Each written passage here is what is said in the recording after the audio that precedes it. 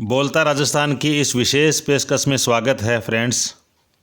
जैसा कि आपको पता है 3 दिसंबर 2023 को विधानसभा चुनावों का परिणाम आया। विधानसभा चुनाव 2023 का परिणाम आया और करीब 9 दिन बाद 12 दिसंबर को भाजपा विधायक दल की मीटिंग हुई और भाजपा विधायक दल के नेता के रूप में भजनलाल शर्मा का नाम उभर कर सामने आया। उसके 3 दिन बाद 15 दिसंबर को भजनलाल शर्मा ने अपने 2 उप मुख्यमंत्रियों के साथ शपथ ली, लेकिन मुख्यमंत्री बनने के 11 दिन बाद यानी आज 26 दिसंबर तक मुख्यमंत्री भजनलाल शर्मा अपने मंत्रिमंडल का विस्तार नहीं कर पाए हैं। इसको लेकर पूर्व मुख्यमंत्री अशोक गहलोत से लेकर पीसीसी चीफ गोविंद सिंह डोटासरा, पूर्व मंत्री एवं डीडवाना विधायक यूनुस खान ने भी नए सीएम को काम शुरू करने की सलाह दी है। उन्होंने कहा है कि राज्य में डबल इंजन की सरकार है और मुख्यमंत्री भजनलाल शर्मा को काम शुरू करना चाहिए। गोविंद सिंह डोटासरा ने तो सरकार पर इस मुद्दे को लेकर तीखा निशाना साधा है कि वो बार बार जयपुर की फेरी लगा रहे हैं और नेताओं से मिल रहे हैं, लेकिन काम उन्होंने शुरू नहीं किया है। मीडिया रिपोर्ट्स के मुताबिक आने वाले 1-2 दिनों में राजस्थान को नया मंत्रिमंडल मिल सकता है। मंत्रिमंडल के संभावित सदस्यों के नामों की खासी चर्चा है। इस रिपोर्ट में हम भी उन नामों की चर्चा करेंगे जिनको भजनलाल शर्मा मंत्रिमंडल में जगह मिल सकती है। आइए जानते हैं कौन कौन से वो चेहरे हैं जिनको भजनलाल मंत्रिमंडल में शामिल किया जा सकता है। दोस्तों, अब से 4-5 रोज़ पूर्व शेखावाटी के भावी मंत्रियों की चर्चा हम कर चुके हैं।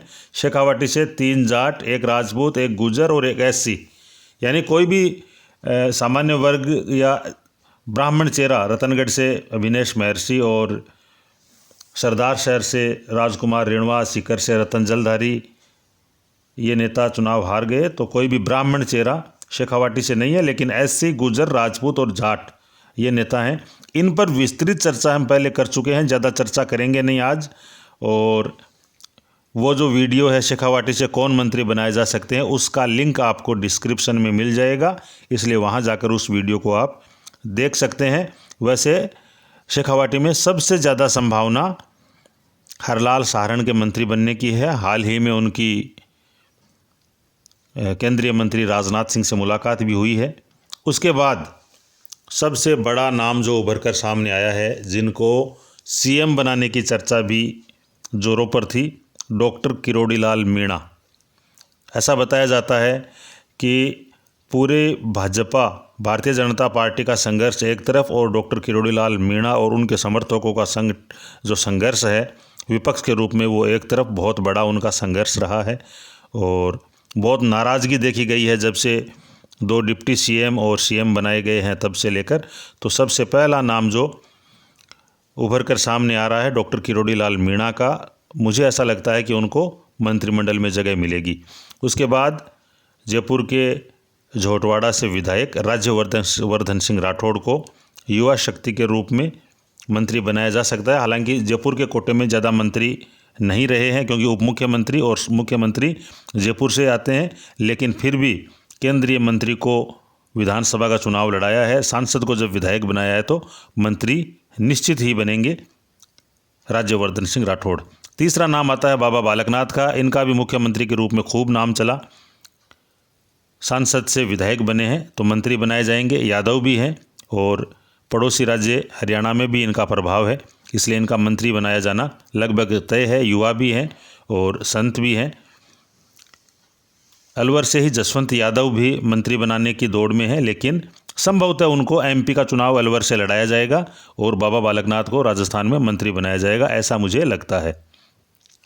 जयपुर के बगरू से ही एक युवा चेहरा डॉक्टर कैलाश वर्मा मंत्री बनाए जा सकते हैं, लेकिन जयपुर से मुख्यमंत्री, उप मुख्यमंत्री और राज्यवर्धन सिंह राठौड़ को मंत्री अगर बनाया जाता तो उसके बाद डॉक्टर कैलाश वर्मा का नाम है, उसके चांसेस बहुत कम हो जाते हैं। बात करेंगे जैसलमेर की। जैसलमेर में 2 सीटें हैं, दोनों भाजपा के कब्जे में हैं। तो महंत प्रतापपुरी जो पोखरण से बड़े मार्जिन से चुनाव जीत कर आए हैं, उनको मंत्रिमंडल में जगह दी जा सकती है। नागौर से अजय सिंह किलक को या डॉक्टर मंजू बागमार को। सीकर से अगर कोई जाट चेहरा, शेखावाटी से जाट चेहरा आया तो हो सकता है नागौर से एससी और महिला जो डॉक्टर मंजू बागमार है उसको मंत्री बनाया जा सकता है। और नागौर से जाट चेहरे को मंत्री बनाया जाता है तो फिर सीकर से एकमात्र जो गोवर्धन वर्मा है धोद से जीत कर गए हैं उनको मंत्री बनाया जा सकता है। और इसके अलावा बेराराम सियोल का नाम चर्चा में था, लेकिन अब भी विवादों से वो घिर गए हैं। सीबीआई ने उनके खिलाफ चार्जशीट कोर्ट में पेश की है तो उनका नाम कट सकता है। उनकी जगह जोगेश्वर गर्ग को या के विश्नोई, इनमें से किसी को मंत्री बनाया जा सकता है। इसके अलावा भरतपुर से डीग कुम्हेर से डॉक्टर शैलेश सिंह को मंत्री बनाया जा सकता है युवा और जाट चेहरे के रूप में। इनके फादर डॉक्टर दिगंबर सिंह पहले मंत्री रह चुके हैं, लेकिन इसमें बाधा ये है कि भरतपुर से मुख्यमंत्री को दो जगह से गिन रही है भाजपा। तो वो भरतपुर का प्रतिनिधित्व करते हैं क्योंकि वहाँ के मूल निवासी हैं, और जयपुर से चुने गए हैं तो जयपुर का भी प्रतिनिधित्व करते हैं। तो भरतपुर की बजाय जो भाजपा है वो किसी अलग ज़िले को या अलग क्षेत्र को प्रतिनिधित्व देगी लोकसभा चुनाव के मद्देनज़र, ऐसा मुझे लगता है। अजमेर से शत्रुघ्न गौतम का नाम लगभग फाइनल माना जा रहा है। नागौर से हम चर्चा कर चुके हैं, मंजू बागमार या अजय सिंह किलक को मंत्री बनाया जा सकता है। बीकानेर से जेठानंद व्यास या सिद्धि कुमारी को बनाते हैं तो महिला और युवा दोनों नाम है वो सध जाएंगे। और जेठानंद व्यास का भी बहुत मजबूत दावा है, मंत्री को हराकर वो विधानसभा पहुँचे हैं। लेकिन सिद्धि कुमारी का ये भी प्लस पॉइंट है कि वो लगातार जीतती रही है, युवा है, महिला है, एजुकेटेड है, तो इनके चांसेस बहुत ज़्यादा है।